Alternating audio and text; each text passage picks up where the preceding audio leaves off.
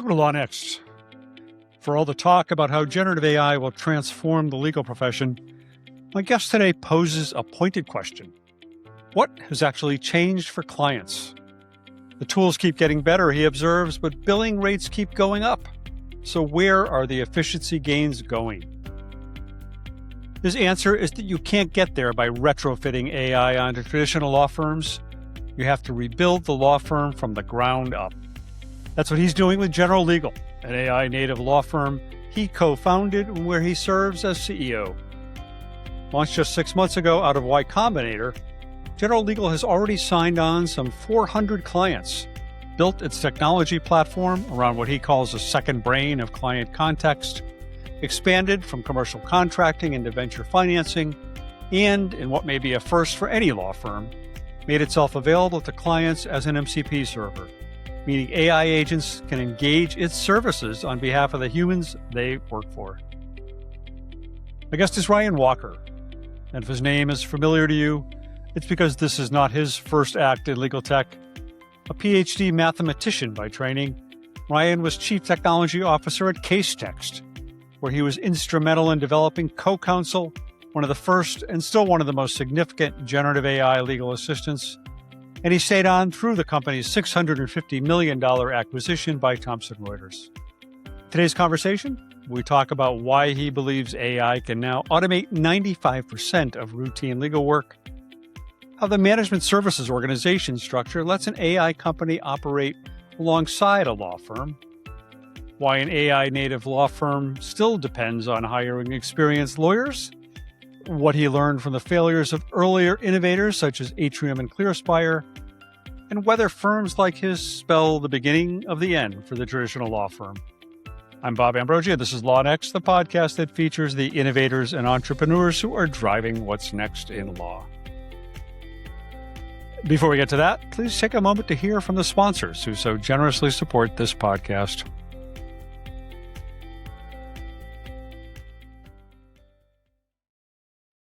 Unlock the full potential of your practice with Bill for Time, the leading time and billing software designed to streamline your firm effortlessly. Bill for Time automates your time tracking with multiple timers, standardizes your invoicing with custom templates, and gets your firm paid up to 70% faster with built-in online payment processing. Focus on what you do best and not on your task list. Discover how Bill for Time can help you work more efficiently by visiting them at billfortime.com. That's Bill, the number 4, time.com. This episode is brought to you by BriefPoint, the discovery, governance, and automation platform used by more than 1,000 law firms. BriefPoint just launched Discovery Playbooks. Here's the idea. You respond to discovery like you always do, save it to your playbook in one click, and the next time a matching request shows up on any case, BriefPoint reapplies your objections and response strategy automatically. No data entry, no setup. Watch the 60-second demo at briefpoint.ai. Now let's get to my conversation with Ryan Walker. Ryan Walker, welcome to Law Next. Thank you so much, Bob. I'm really excited to be here. I'm looking forward to talking to you. You are the co-founder and CEO of General Legal, a company, an AI native law firm that is looking to disrupt the way legal services are delivered. But this is not your first rodeo, so to speak, not your first time down this path of developing an innovative product for the legal sector. You were at Casetext, and you and your co-founders were all instrumental in developing CoCounsel, which was arguably one of the most important and visible legal AI products to come along then, and it continues to be seen as such. So before we talk about what you're doing now, let's turn the clock back a little bit and talk about what you were doing then, kind of how you got there. What was your path to getting to Casetext and working on CoCounsel, and how did that lead you to where you are today? Yeah, I think I'm fundamentally a very strange person. I've now been in legal tech for over 10 years, I think. And I'm not a lawyer. I'm actually a PhD mathematician. I came to legal tech because I was looking around. I had been working in startups, working in Silicon Valley, and I was looking for where is the place where language and search and data processing is most kind of important. And that's when I met up with Jay Keller, who is the CEO of Casetext, and I started talking to him. And I was really moved by his vision of what you could do at the time. This is around 2015 to make the practice of law more efficient, right? The tools that lawyers had to use to do the fundamental activity of legal research were so behind what was, available in consumer tech at the time. And I was hooked. I was hooked from day one. And I was hooked because, one, it's a fascinating problem space, but it's also vitally important and in many ways a very broken system. You look kind of anywhere in legal and you see inefficiency. You see, people not getting access to legal services, being priced out of those services. And so for the right kind of person whose brain is wired this way, it's a never ending journey to figure out, how do we solve this? How do we make this better? And so I was CTO of Casetext for all the way through the acquisition by Thomson Reuters. We did a number of innovative things in the legal space, all aimed at making legal practice more efficient, giving lawyers a better way to operate. And obviously, the culmination of all of that was CoCounsel, which really was the first product to fully embrace the generative AI capabilities and bring an AI assistant to lawyers into the market. And my belief, even in those early days of CoCounsel, was this is game changing, right? This really does.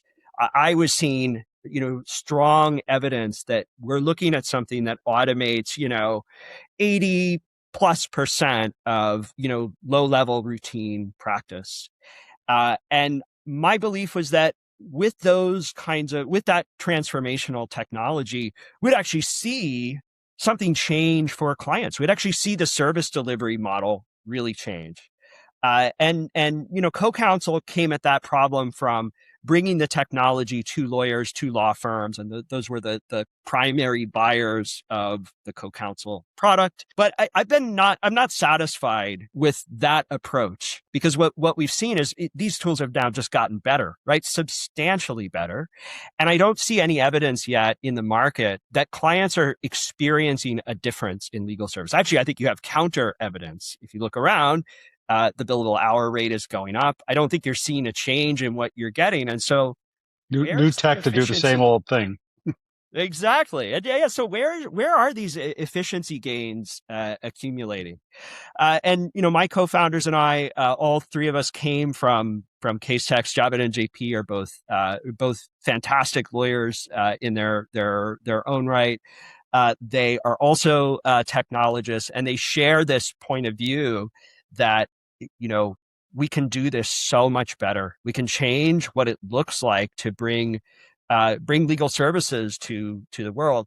And we came to the conclusion that the way to do that was not to just continue pushing tools to law firms that I think are going to struggle to fully incorporate. It's kind of like trying to retrofit like an air conditioner into an old house, right? Like, yeah, eventually the house is going to cool down, but you're going to do a lot of work to do that. And it'll never be as good as like building from the ground up, like an eco-friendly house that can, cool. So it's probably a terrible analogy.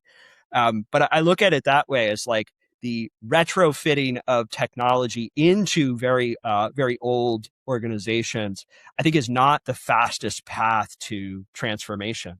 And the fast path is, in fact, rebuilding from the ground up, taking a lot of the things that work about the legal profession and building that on top of a truly AI forward foundation. And that's really what General Legal is doing. We have built out a technology platform that does automate the parts of practice that are very, very kind of routine, low level. We think that accounts for, in many cases, something like 95% of what you're getting billed for by your law firm is now something that an AI system can do for you. And so we have built this foundation, and then we hire experienced, really good lawyers and put them on top of this. And as they practice on top of our technology learns and improves and gets better and gets more customized for the clients we serve and the markets that we're working with.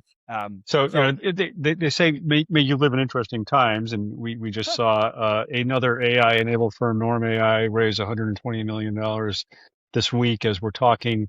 But we're also seeing traditional law firms working with Harvey, with CoCounsel, with Legora, kind of layering those on top of the way they practice. So when you're talking about an AI-enabled firm, how is that different than what they're doing? They're using AI as well. What's the difference? I think I think there's lots of answers to that, but probably the simplest one is what's changed for clients. What's changed for clients because of all of this? What's happened? Are your bills going down? Is routine work no longer billable? Billable sent to you on your bill at the end of the month or whatever? And I think the answer is no. We haven't seen that realized yet. And so I think what's happening in this market is a race by these AI native providers like Norm to capture that well ahead of what happens with the traditional firms.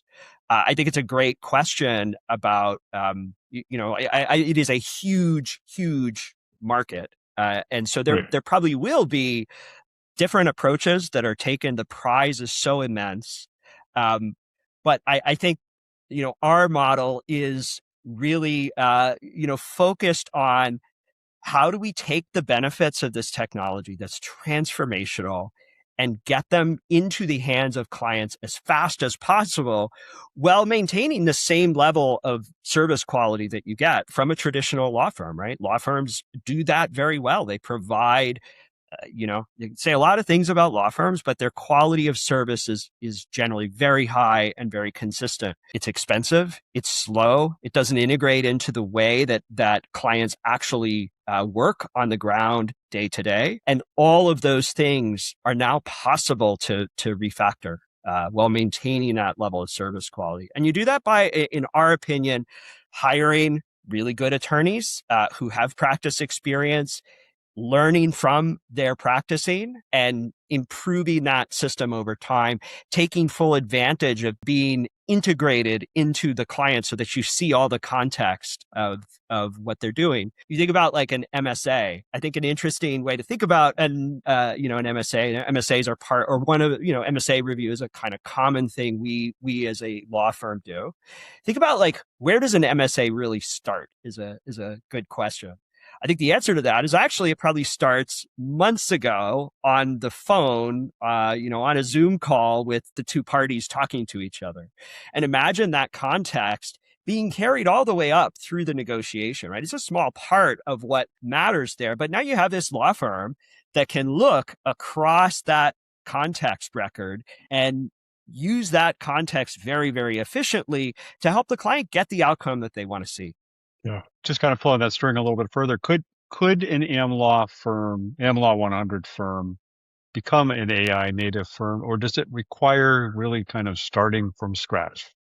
I think they can. I think that it's a question of time scale, right? I think the prize is so big, as I said, that there isn't a choice here. Everybody's going to have to become AI native. But I think the real question is, what will it take to do that? And how long will it take?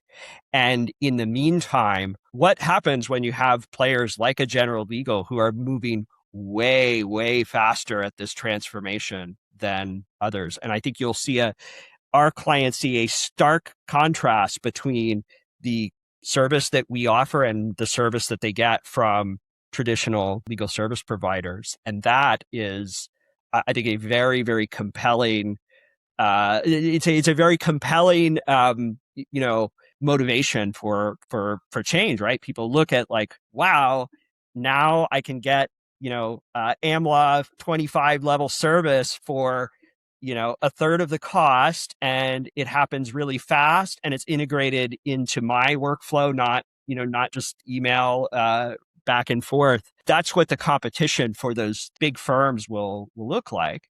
And so I think some of them are going to work really hard to get there. I think where we're going to see a lot of struggle is actually, I think the top, 25 of the market, they're going to be all right.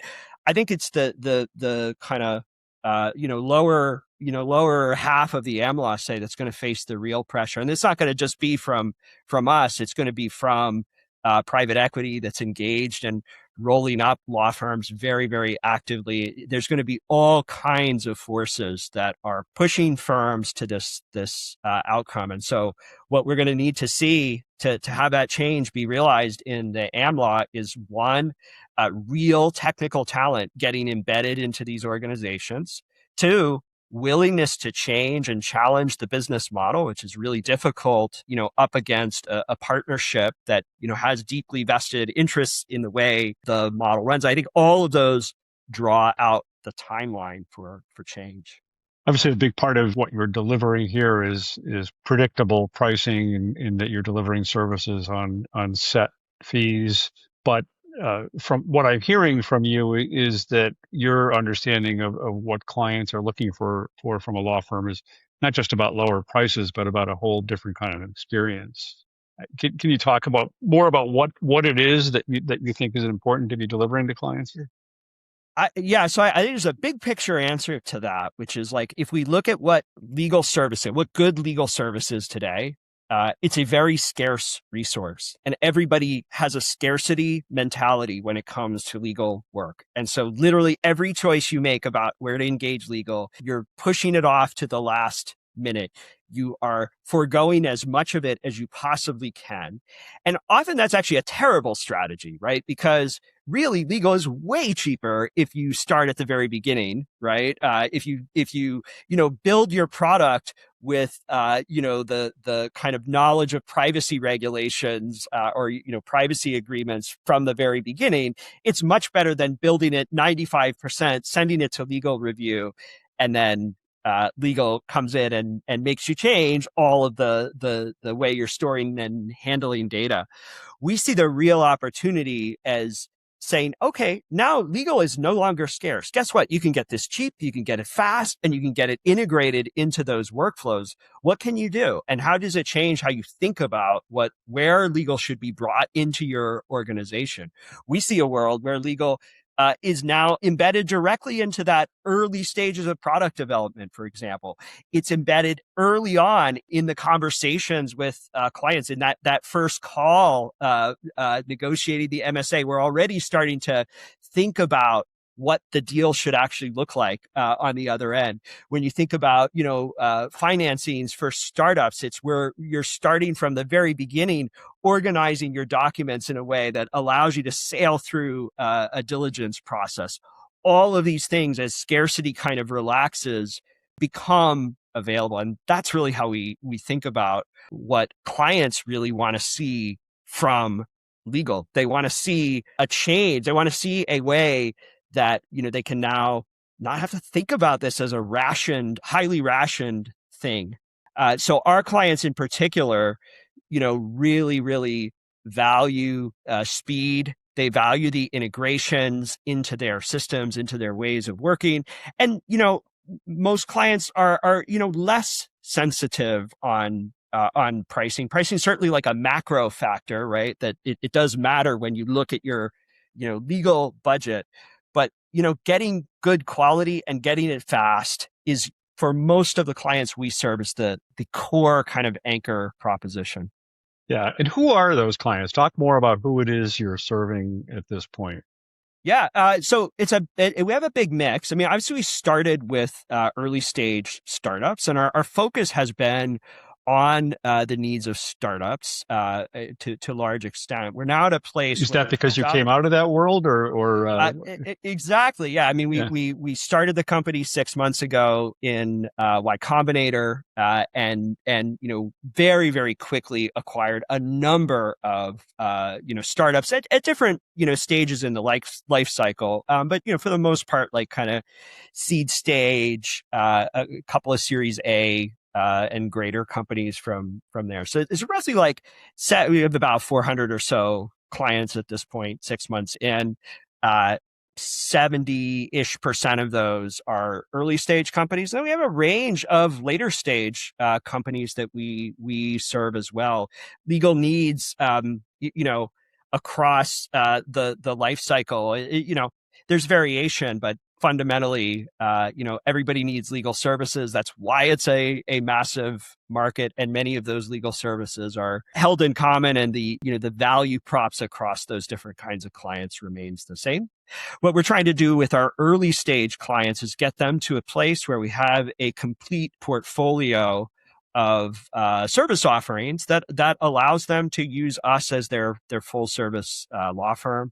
We just this week announced the establishment of our early stage venture practice. So we're now supporting companies with Series A, B financings, and that really rounds out the portfolio of what we offer, which is commercial contracting, employment, and general corporate. Now we add financings on top, and you have something that's a pretty complete package of legal services that you need at the early stages.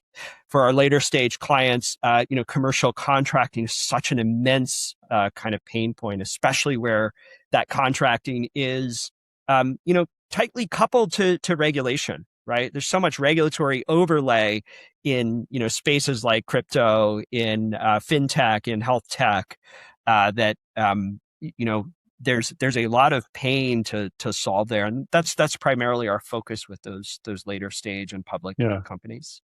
Yeah, not with specific reference to general legal per se, but are AI-enabled firms most suited for certain types of law practices and completely unsuitable for other types of law practices? If you'd asked me 6 months ago, my answer would have been different. There's been some changes that have changed how we think about that question in the past, really around sort of February, March of this year. Our answer changed on that pretty profoundly. I actually think now it's much more level playing field in terms of what practice areas are amenable to kind of rapid development of automation. What made the difference was, step level change in what the agentic techniques were capable of doing. We start to see this emergence of the second brain concepts. Second brain is the idea that you kind of put all of your knowledge, all of your company's knowledge, all of your client knowledge into context that's readily accessible by these agents. And the step change is now that agents are quite capable of managing that context very, very effectively. And what that meant to us is that you can start to see automations of of less routine legal work. So when we started originally, the answer was more like, well, we think a lot of routine things that are very repeatable. That is kind of what AI native firms are suitable for. We think that's not true anymore. We think that's changed, and we think it's changed in response to this technological shift that's underfoot.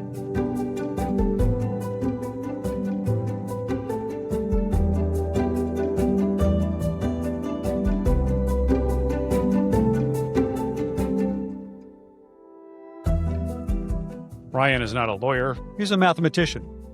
So, given ethical rules against non-lawyers owning law firms, how exactly does he run General Legal?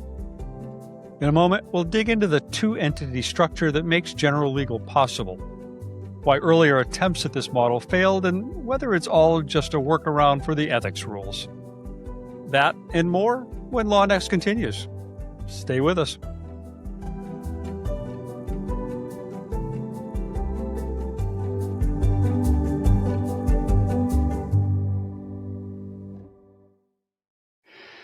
Say farewell to outdated spreadsheets and say hello to a new way of managing your legal cases. Bill for Time, the leader in legal time and billing software, helps you easily track time, automate billing, share documents, and so much more within one platform. Take your practice to the next level and focus on what matters the most: your clients. Visit billfortime.com today to learn more. That's Bill, the number 4, time.com. When your work runs through too many systems, it starts to run you.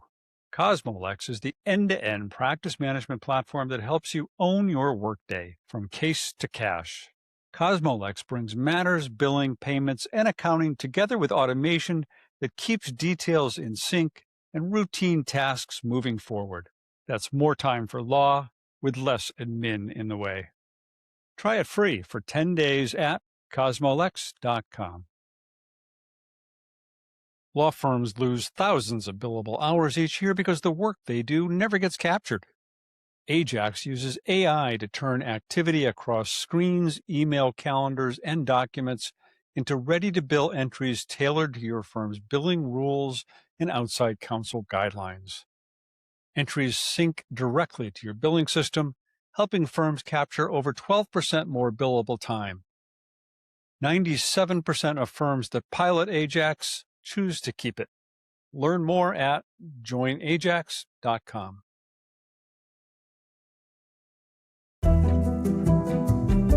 Welcome back to Law Next. I'm Bob Ambrogi, and my guest today is Ryan Walker, co-founder and CEO of the AI-native law firm General Legal, and formerly the CTO at Casetext, the company that developed CoCounsel. Before the break, Ryan made the case that AI can now automate the vast majority of routine legal work, and that the range of practice areas open to a firm like his keeps expanding. But all of that raises the ethical question. How does a company backed by investors and run by a non-lawyer deliver legal services at all? That's where we pick up in the conversation.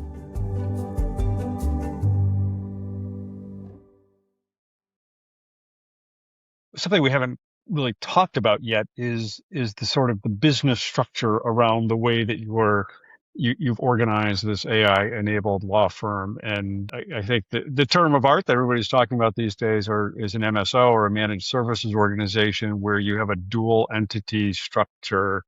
You're not a lawyer, you're the CEO. How does this work? Can you explain what the structure is that enables you to work in this way?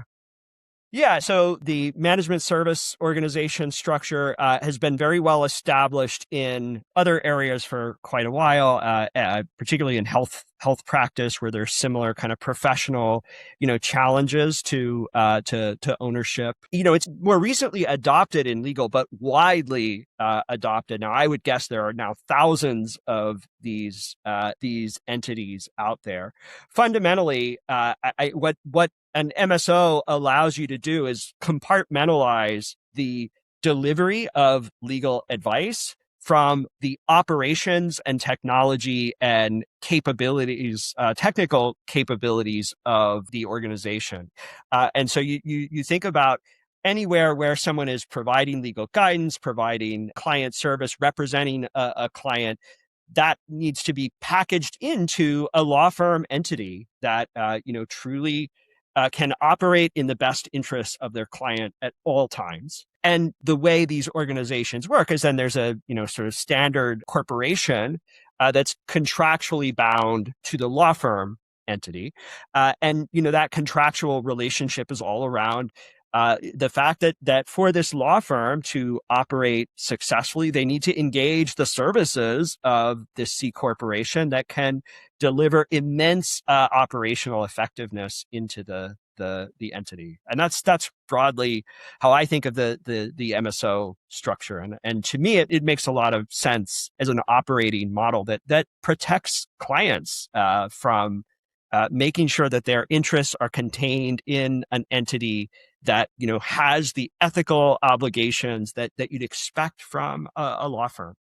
So do you handle basically all the C-suite side operations? I mean, marketing and not just tech, but marketing and business operations and whatever else might be there, and the lawyers do lawyering, and that's it? That's the idea, yes. Yeah. And that's the common, it's kind of like you think of it as the back office for the law firm. Back office operations are now held in this separate investable standard corporate entity, while the services are held in the LLP. Yeah. You and I have chatted before, and I asked you last time we talked about the ghosts of Atrium and ClearSpire, which were kind of two early attempts. ClearSpire was first, and then Atrium came along, attempts to kind of innovate through this dual entity model. Neither of those exist today, but as you say, now there are thousands possibly of entities out there that are replicating in one shape or another this model. Uh, do you think? Why do you think those didn't work, and that now we're seeing more of this? Is it a matter of simply the time is right, or the technology is better, or what's the difference? I think fundamentally it is the technology, right? I think in the Atrium days, there were certainly efficiencies to be gained, right? By applying this structure, by introducing technology into the operations of firms and building those back office functions on a modernized tech platform. But I think those efficiencies might have looked something like, 40% more efficient, 20% more efficient, something like that. And I think what has changed fundamentally with what's possible with the Gen AI capabilities today is I think you're looking at something like 95% of that is now there's like a 95% savings possible, and that will actually ultimately converge to something that's closer to like 99%, and you'll have these massive kind of it is a massive differential between the technology then and what's possible now.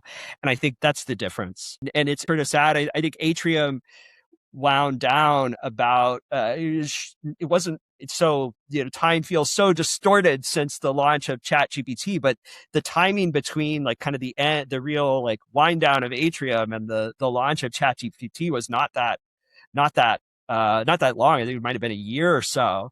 And I think they just missed the timing on that happening. Yeah, I forget if we talked about this before, but I remember going to Casetext's headquarters in San Francisco and also going to Atrium's headquarters the same day because you were like right across the street from each other Yeah.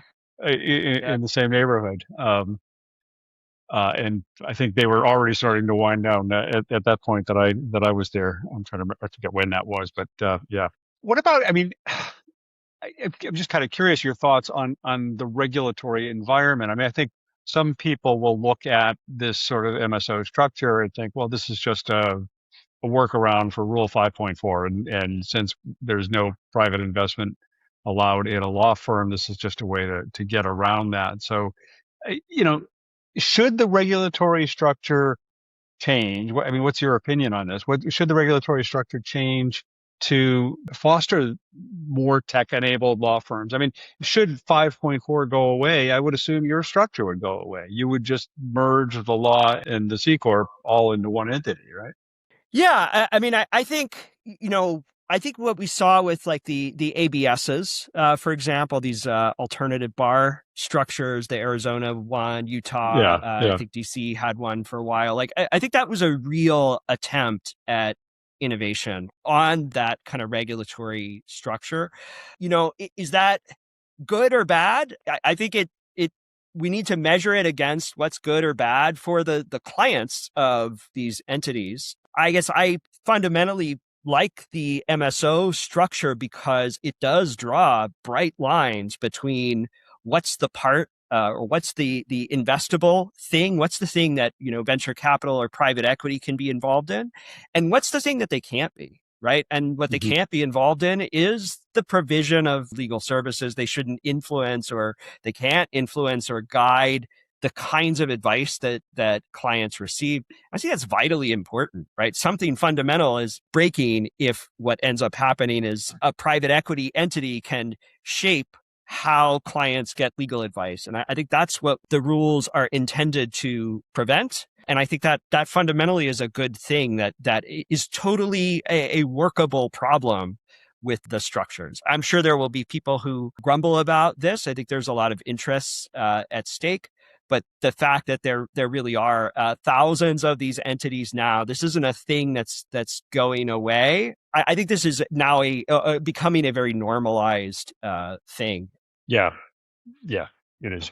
I'm trying to remember. I was just reading something about. I think it was it Colorado or something that just enacted an ethics rule that basically said not an ethics rule, but adopted a policy that ethics enforcement agencies won't go after sort of alternative structures such as this, and trying to develop a model for other states to follow in terms of pursuing that.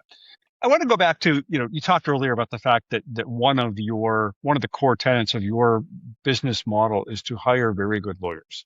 And I wonder, why is it that you can't hire, I don't know, why is it that an AI native model can't sort of take, I don't know, mediocre lawyers and supercharge them? Why do you want to work with, why is that part of your thinking about how to approach this?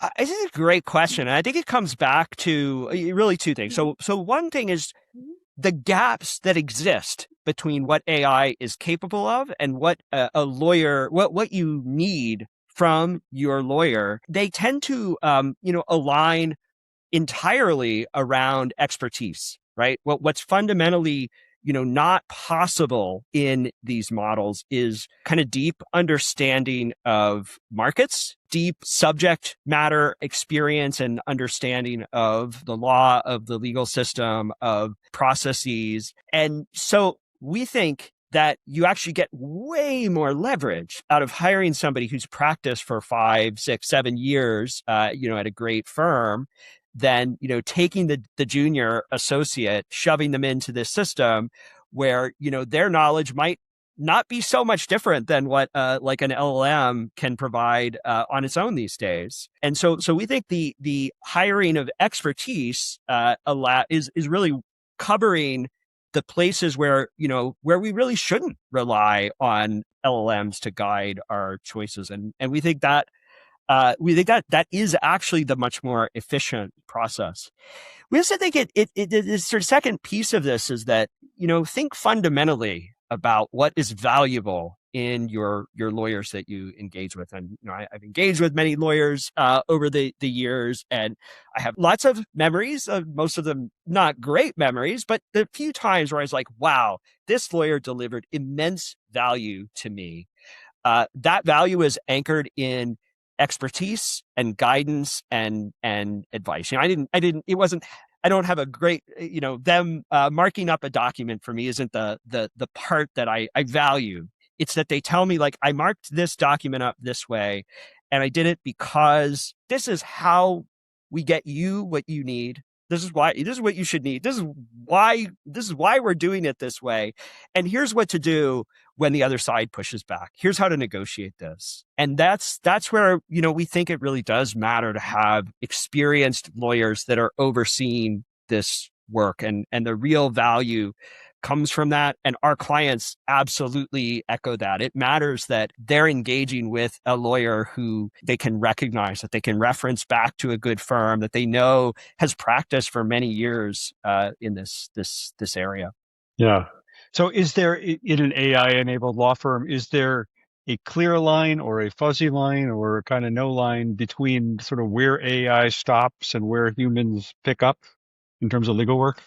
It's a good question. I mean, for us, there has to be a clear line, right? All of the work that we do must be overseen by a licensed attorney. And so that's one very clear line. Maybe the deeper answer to that is like, so our AI kind of, you think of it as sort of doing the first pass, although it's in fact more like iterative. AI does a first pass on this, and then the lawyer is in a reviewing position.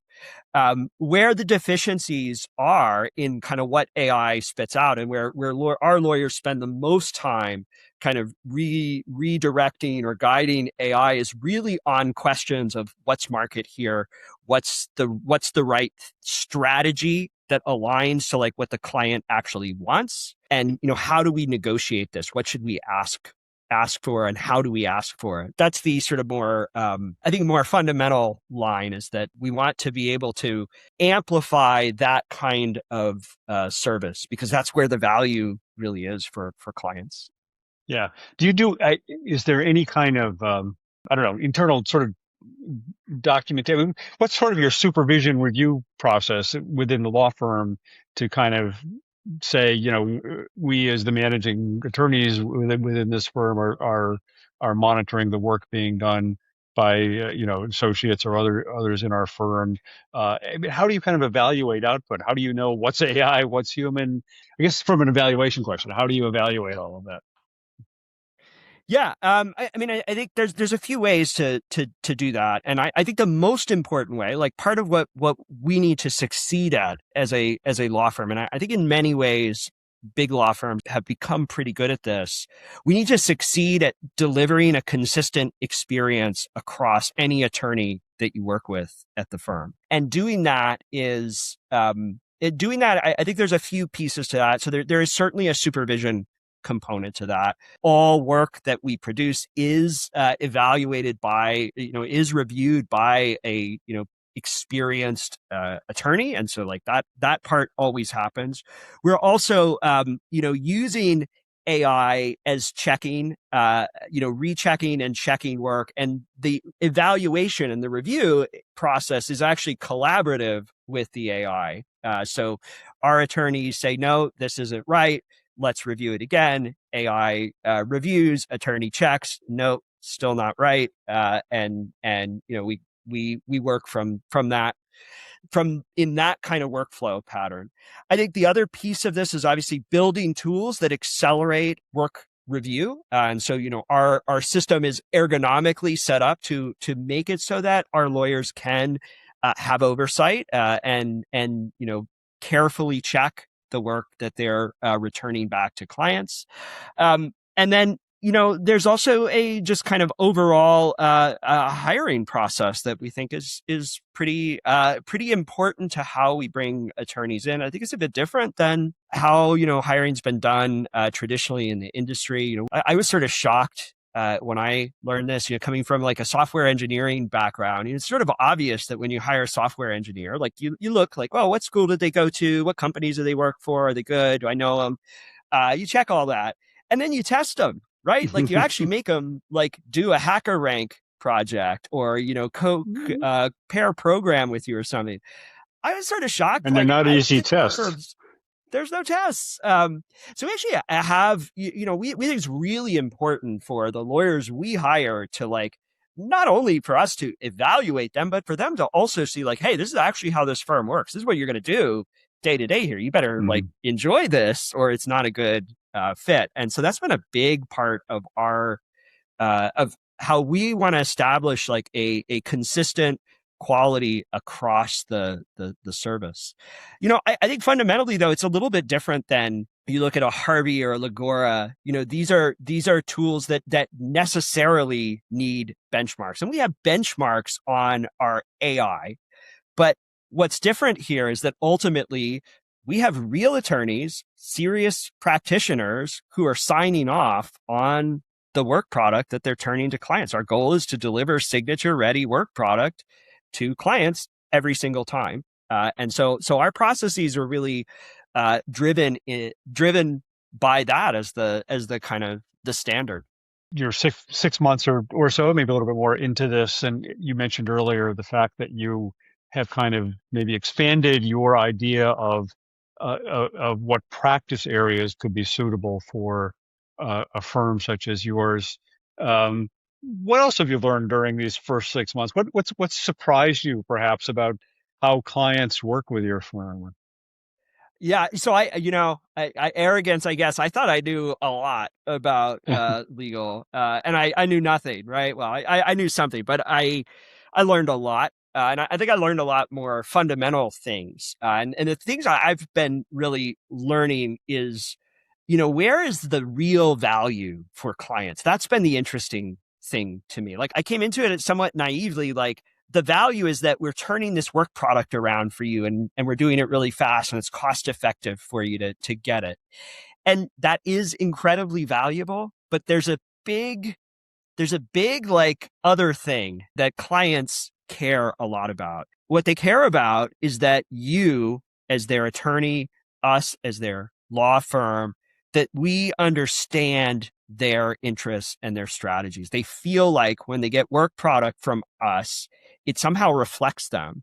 And there's this like kind of magic difference between work product that looks like that and work product that's just like an attorney redlined everything in the document and turned it around. And so like that is sort of our standard. And I think that's our kind of stickiness, is that we understand these clients very, very well. And we care about their strategy and making the work reflect what they value, what they want. And then they see themselves in that work.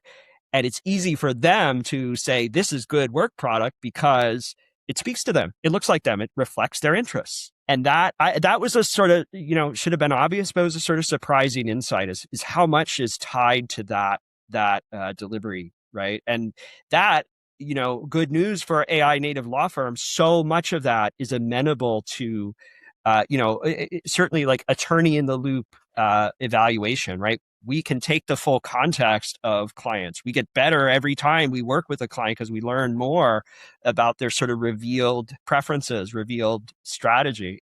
And you can incorporate that and you can continue to get better and better at reflecting what they like, what they want to have happen in these deals, in the things that we turn back to them. It's interesting because it sounds almost counterintuitive. I mean, you're interfacing with clients through Slack, you're interfacing with clients through an MCP server. I think you said you're the first law firm to have an MCP server, which it seems like you would have less familiarity with the client by dealing with them in those ways. I mean, how do you get that sort of familiarity through those? So it does come back to being able to use context more effectively, right? When we take a client in, we look at, we ask them to give us anything that they'll give us. We'll take a huge just bucket of whatever they want to give to us as context. We'll go get their website. We'll go, fetch all of this, and we kind of push this into our second brain of the client. And everything we do is run through that context. And depending on this situation, we'll also sometimes interview the client, and we have an intake. We have an automated and semi-automated intake processes that help to like really flesh out the strategy early on with clients. And so while these things sort of feel human, and they are human, it's actually exactly this like 95-5 thing where you can do a lot of that kind of fundamental research, have a good lawyer take a quick look at it and say, okay, here's how we shape what this client cares about. And we can do that accurately. And you can do it accurately because you're combining sort of mass processing that's unlocked by AI with expertise, with experience from a good lawyer. And you can get those kinds of efficiencies in that. It's surprising. Yeah. It is true. There's a whole other like emerging world we haven't really talked about. We did also release the law firm as an MCP experience. You could engage through MCP. We did that for a couple of reasons, but the big one is we see more and more agents procuring legal services on behalf of their clients. Early days for that sort of pattern, but that is a thing that we think is coming, that increasingly agents will be part of that process. You're going to start, I mean, you see this already. You have agents who are working deals for clients. And of course, if you're, that agent's trying to like get another entity to sign a contract, there's going to be some legal review process to that. And it's probably even more important now to have that where, there's less connection between like the client and their agent who's out in the world trying to do stuff on their behalf. And so a law firm that can integrate and connect into that is we think part of what is coming. It's also valuable. On that point, can an agent initiate a lawyer-client relationship? An agent can, yes, an agent can. I mean, the agent has to be, operated by a human. In the interest of an agent can't, a computer can't independently engage a law firm, but an agent can engage a law firm on their human's behalf. I think it's a very interesting question. And I think we're going to see agents out there that are maybe trying to do their own things. And like, Yeah. you have to vet and understand, like, is this person really acting on their humans' behalf and best interests? Yeah. Well, as AI takes over the world, it's going to need lawyers. So Exactly. Exactly. yeah. Um, I cut you off. I'm not sure what do you remember what you were Uh, about to say? I was just say there's another reason to think about this sort of delivery model too, which is we think ultimately, tools are going to get, we think legal should get driven further and further back into processes within organizations. And so the ability to expose agentic legal capabilities is part of how you do that, right? Tools inside of companies will, increasingly be agents doing all sorts of things. If you have a legal law firm entity agent that can engage in that process, that's part of the transition to how you bring legal service, how you take this scarcity model and change it to something where this is now readily available. It's integrated into the fabric of your company, and it's not this blocking expensive thing that you put off until the very end of something. Is General Legal and others like you the beginning of the end for the traditional law firm, or will there always be a place for both models? Um, So I think general legal is certainly not the beginning of the end for the attorney. I think attorneys will have a role in the practice for indefinitely, right? Until there's AGI that controls all of us, there will be attorneys in the loop of all kind of legal process. There should be, right? Otherwise, you're doing something bad if that's not part of the process. Is it the beginning of the end for traditional law firms? I don't know. I think it is an immense source of pressure for these organizations.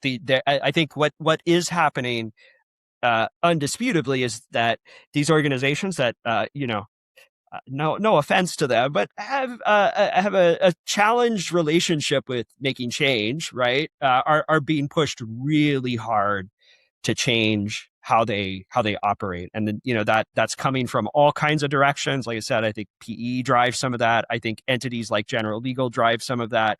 I think clients themselves increasingly will say, just like Meta did a few months ago, I'm not going to pay for stuff that an AI can do. You have to change how you're billing me for this. They're just going to redline it out. And increasingly, traditional law firms, that's probably their biggest fundamental challenge is what happens when a big client like a Meta says, no, I won't pay for this kind of service anymore. You have to take it out. That I think is the big potentially unraveling question for them. And I think some of them will navigate that well. And I think folks in the middle or folks who've been slower to kind of embrace the technology will be the ones who struggle the most with that transition. I know I've kept you longer than I promised, but just to wrap things up, I wonder, for you and your co-founders, and I should say for your investors as well. We haven't even talked about the fact that you have taken on some investors. What's your vision for General Legal? Where do you want to see this going over the next 5 years or so? I want to see us become the biggest provider of legal services, and we want to do that because fundamentally, the problem that has like completely captured me over the past decade is that legal is too scarce. It's not available to the people who need it, the companies that need it. You can't get enough of this service. And that has all kinds of negative consequences for everyone. And so the big thing we're trying to accomplish with General Legal is break that scarcity. And I think that is the thing that will unlock a kind of massive law firm. Anything else you want to say that I haven't asked you about? Well, we covered the agents taking over the world, so I think we're we probably hit almost everything. This is a great conversation, Bob, and really enjoyed it, and always admire the folks you have on, and I'm really honored to chat with you. Yeah, well, it's been a great conversation. I'm really glad we were able to do it, and following your development, eager to see how this plays out. Thank you so much. Yeah, Ryan, thanks a lot. Thanks for joining us for today's show. Hope you enjoyed it. If you would like to share your own thoughts or comments, please do so by messaging us on LinkedIn or other social media, or by emailing me directly, ambrogi@gmail.com. And if you're a fan of LawNext, please leave us a review wherever you get your podcasts. LawNext is a production of LawNext Media. I'm your host, Bob Ambrogi. Hope you'll join us again next time for another episode of LawNext.